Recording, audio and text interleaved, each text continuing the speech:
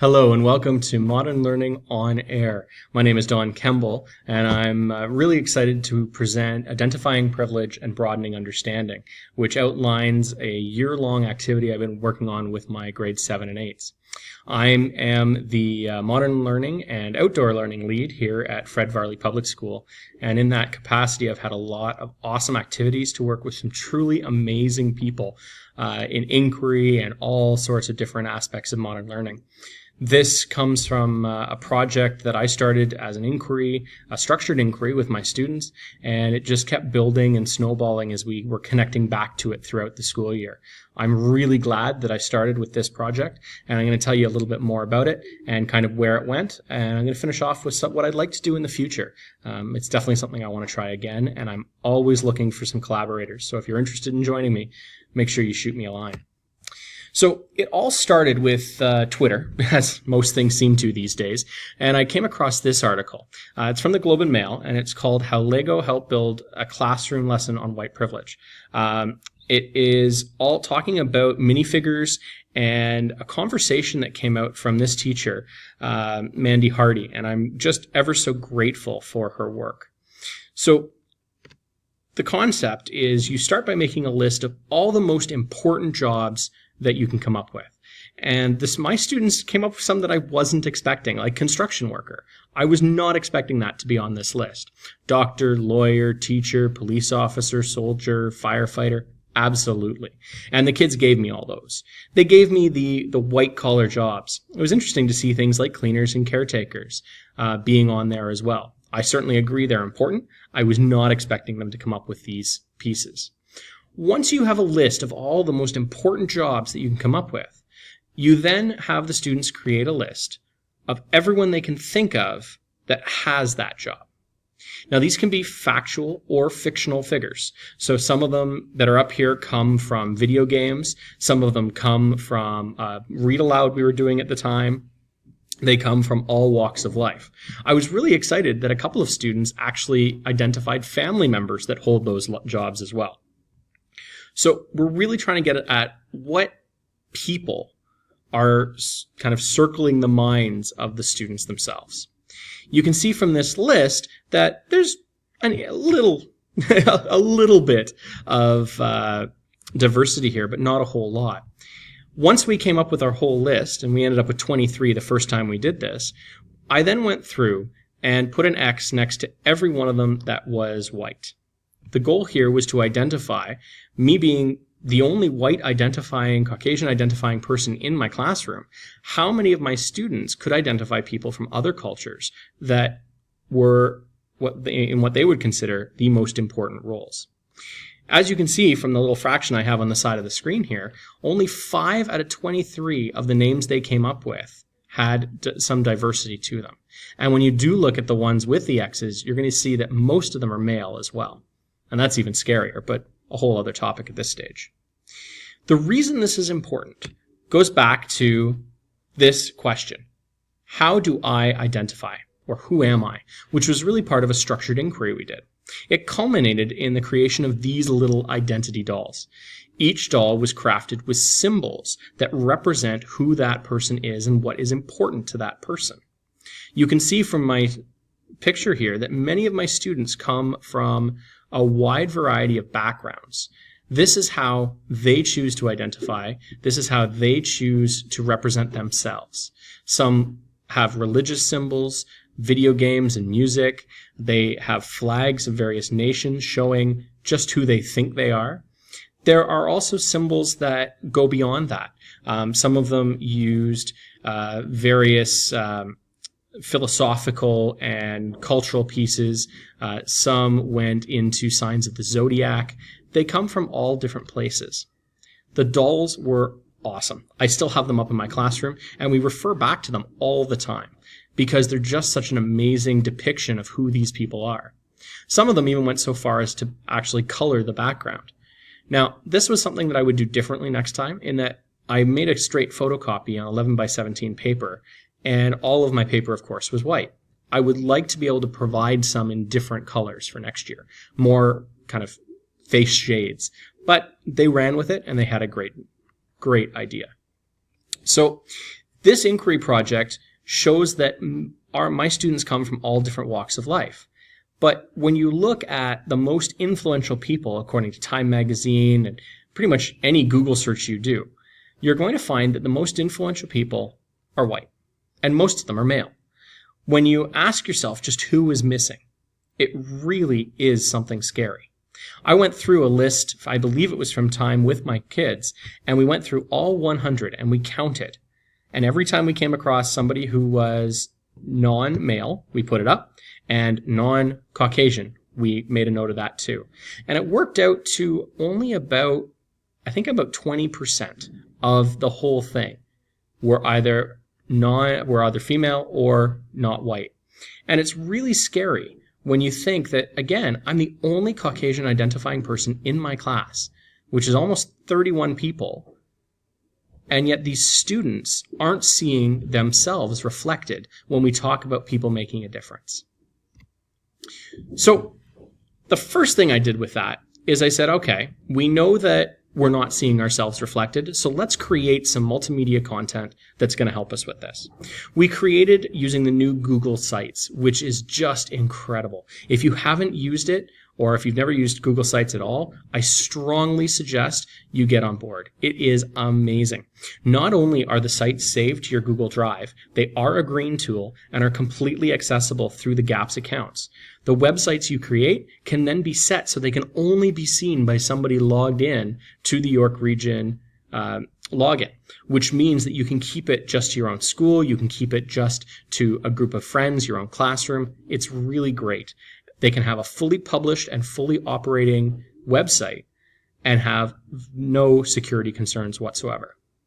The students selected an important person, either from their own culture, religion, community, somebody that they thought was a role model. I really left it wide open. The only rule was the person couldn't be white. And I know I came across a little flack from a few of my students saying, well, why not? Why can't we do this? And I went back to that list of 100 and I said, here's 90 people that already identify as Caucasian that you've identified as important. Let's start looking for others. It was really incredible what they were able to create. They used all of the multimedia tools. They brought in YouTube clips, songs, they brought in various links to other websites, all sorts of pictures and images. It was really amazing, and it's some of the best writing and media work I've ever received from students. Their role models didn't really surprise me. They're people that should be in that top 100. Malala, Harriet Tubman, Mahatma Gandhi, just to name a few. This is just a short reference, but you can see from the work they did, these are their actual websites that they were able to put together. And they're powerful. Really, really amazing things. And what I was really grateful to see is that a lot of the choices crossed gender lines. A lot of my boys, I have a very boy-heavy class this year, were identifying female role models. So we continued to think about this and work in identity and do different aspects. And it came to Black History Month in February. ETFO put this big push behind 365 days and ways to celebrate remarkable Black Canadians. And they had a whole document that they put together that really had a lot of great materials in it. I used this as the springboard, and my students created monologues from the point of view of significant Black Canadians. Now, significant was really open to their own interpretation. If they could convince me that the person they were talking about was significant for whatever reason, they were in. I had one student who picked a Black Canadian woman who happens to be in the WNBA. Absolutely. If the person was a role model to my student, that made them significant enough for me. The monologues had to include key events in their lives, as well as highlight the reasons that their subject would be put into a museum.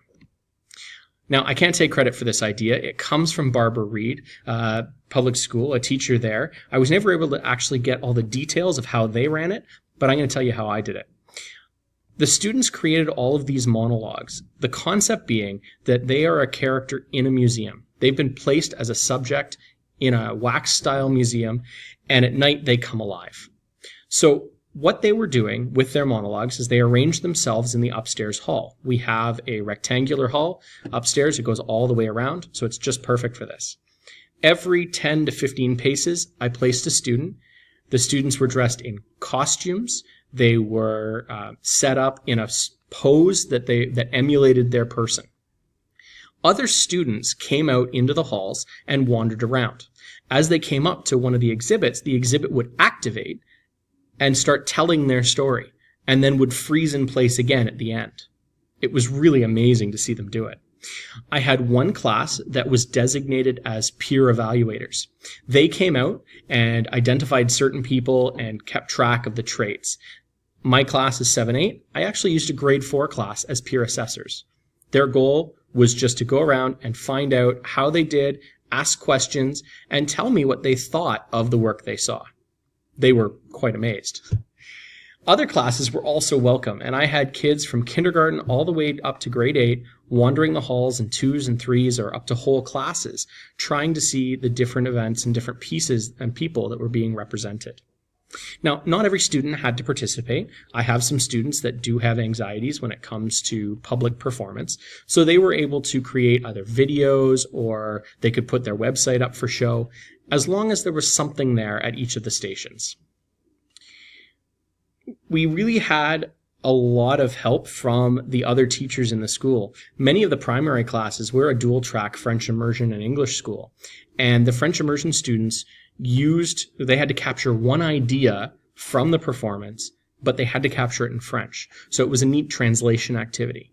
Other students used it as a summarizing activity. What did you hear? What were the 3 key statements that you heard? Others were set to ask questions. So each teacher used it in a different way to get some valuable data for their own assessment. In terms of next steps, there's a lot of things I'd really like to do going forward. I definitely want to get other classes involved in this because I think it's really important that all students have access to understanding who they are and where they come from.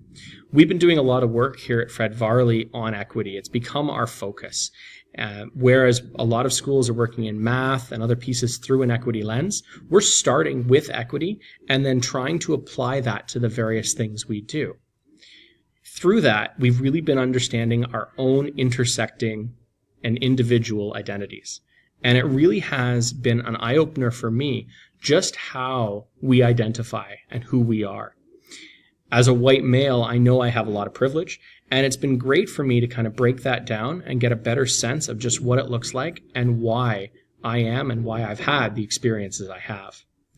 So again, getting other classes involved is really a key piece for me. The more students doing this kind of thing, the better.